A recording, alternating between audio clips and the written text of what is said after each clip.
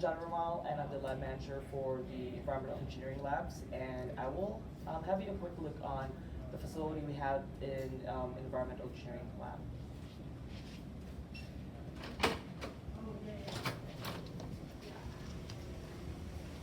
So this is the one of the main labs that we have. All right, so the core capability for this lab is we have 3 fume hoods. We have that fume hood over there that is being used for acid digestion.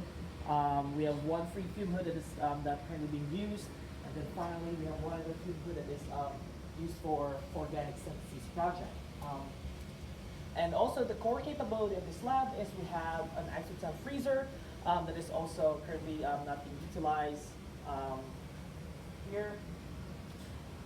As well as we have our seal analyzer over here, which is basically one of our major equipment for environmental engineering labs. So what we do with seal is, instead of using manual titration for chloride, nitrate, nitrite, and some other inorganic stuff, inorganic ions in water, we use our seal analyzer to automatically have those analyzed. So this is equipped with an automated system and a UV detector to measure the concentration of those inorganic ions in water. Also, so in this major main lab, there are like smaller rooms at the side, which is also being used for research. So for this lab, so the major work for this lab is metal removal from water. So Dr. Ong is a major user for this lab, and I'm the major grad student or researcher that is currently using this lab. So basically, the project we have is I'm synthesizing organic compounds, organic molecules, then I use them for metal removal in water. So that's a pretty relatively new project, and we're still having more preliminary results from that.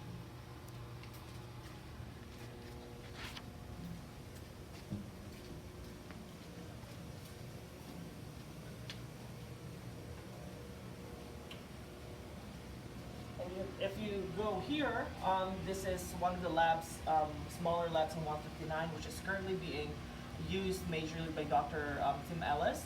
So this lab, they used to work on wood respirometer and oxygenated water kind of project in biological system application. This lab. So this is one of our main labs, one of the temperature controlled labs. So either currently is being used for biofermentation or bioreactor. So as you can see on your right, this is where Dr. Ellis do his project when it comes to bioreactors and the like. So this is currently being used heavily the last few months. And again, this is one of the temperature controlled rooms that we have in environmental engineering facilities.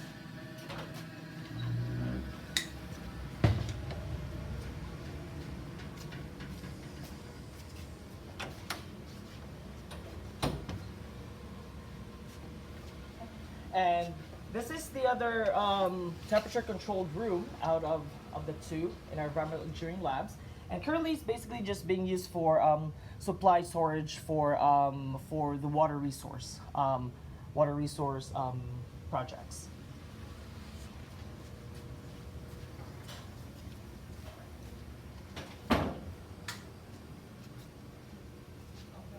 So this is our oven room. So we really promote the shared facilities concept. So everyone in the department can use our facility as long as they have the proper access or proper training and proper if we allow them to give a reasonable access to our facility. So this oven room is a shared facility, as I mentioned.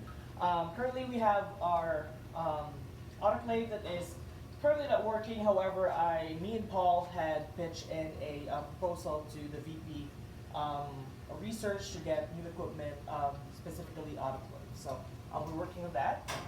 Ovens, we have several ovens. We have one oven right here. It's a high temperature oven, and it can heat up to like 800, 900 degrees. I think also 1200 degrees. But this is our high temperature oven that we use for that purpose. We also have several other low temperature oven that can heat up to like 200, 300 degrees Celsius. And we have a few others in here that can do the same capability. Okay.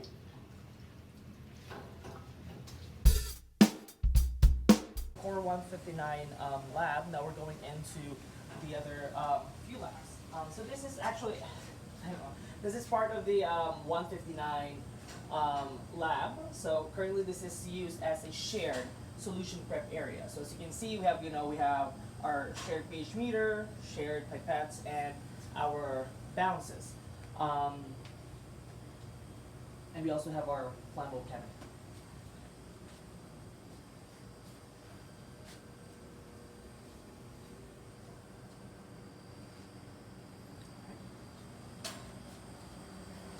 So we're going into room 123 and 147. So if you can see so this is 123 and this other side right here is 147.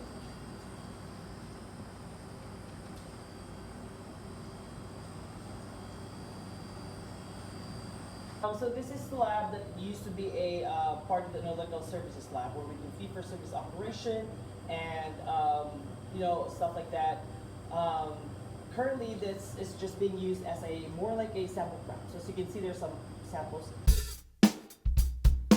We're in room 147 where there is high volume of shared spaces needed. So currently, there's at least 3 researchers that's using this lab.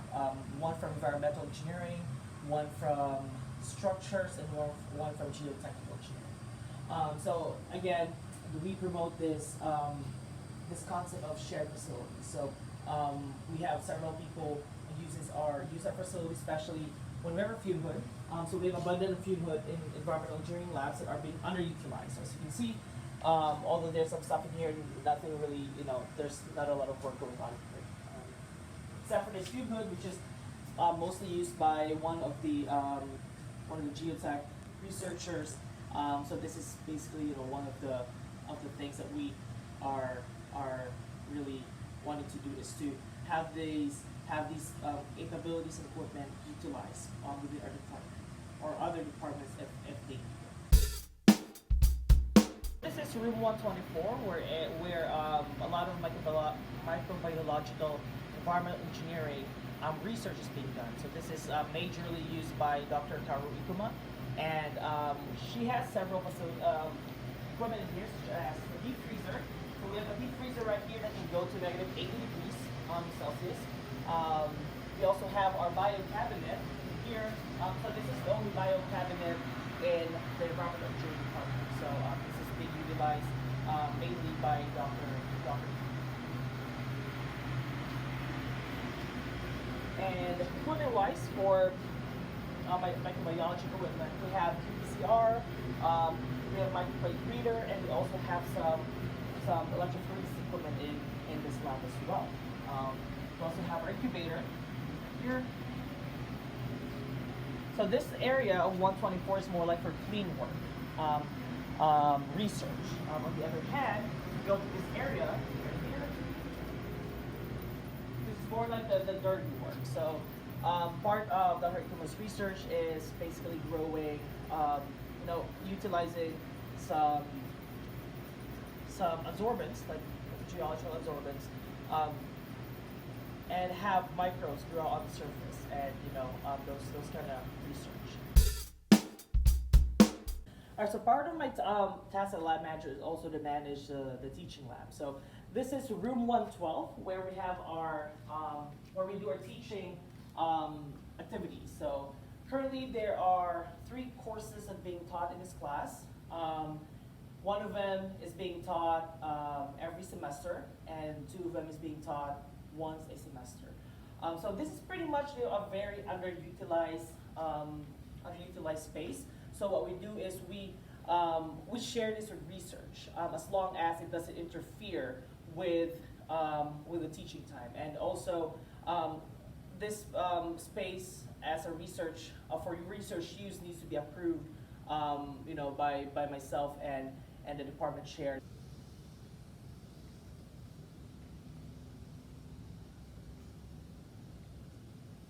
So you can see we have our jar test over here that is used by for CE 326 lab, which is Principles of Environmental Engineering. Also, there's several hot equipment we use for this lab for the teaching lab. So we have the hot turbidimeter, we have the spectrophotometer. They're older model, but they work for what we want to do for the teaching lab. So we have them still stored in here. Other facilities or equipment we have in here is we have our BOD meters. It's also hot, and pH meters. This is room 120, and this is one of our equipment lab. And it houses two of our major equipment. So we have our TOC VWS in here that is used for measuring total organic carbon, inorganic carbon, and total carbon in water. It's also equipped with the auto sampler, which is really convenient, and also it's attached a software for easy analysis and acquisition. Alright, so this is our ICP OES, which we use for basically analyzing metals from water, and it's also equipped with a auto sampler.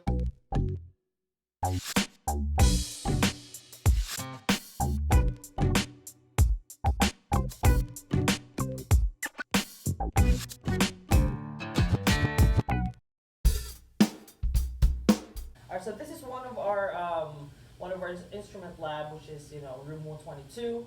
This is pretty much our chromatography room.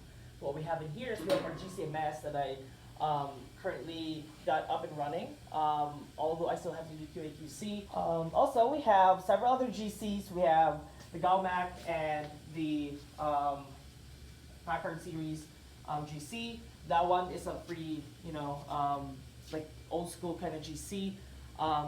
And then this one, we still have, we're still in the process of figuring out some issues in this equipment as well. This equipment is currently on queue because no one really has used this in the last, I don't know how many years.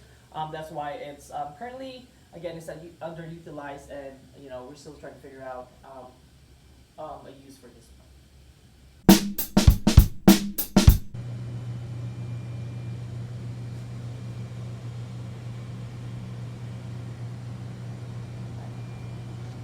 So this is room 155. So this is basically designed for more like a pilot scale plant or lab.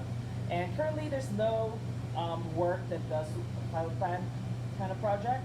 So currently what we're using this space for is we're sharing this with the structures engineering and also the asphalt group. So what we have in here is we have plastic corrosion for basically testing corrosion on steel that is owned by structures lab. We also have from the asphalt side we have this polymer extruder that they use to make some biopolymers and stuff like that.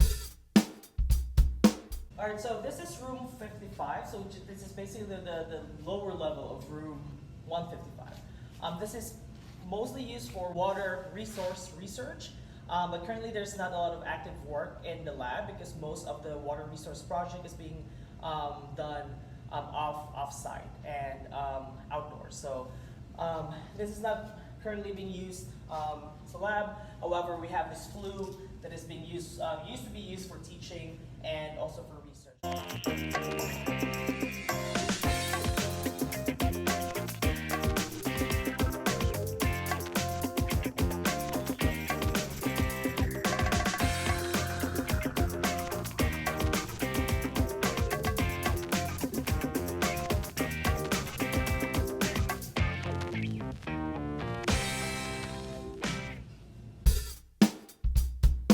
Alright, so this is one of our actually it's not part of the environmental engineering lab, but it's housed in town engineering building. It's the MARL.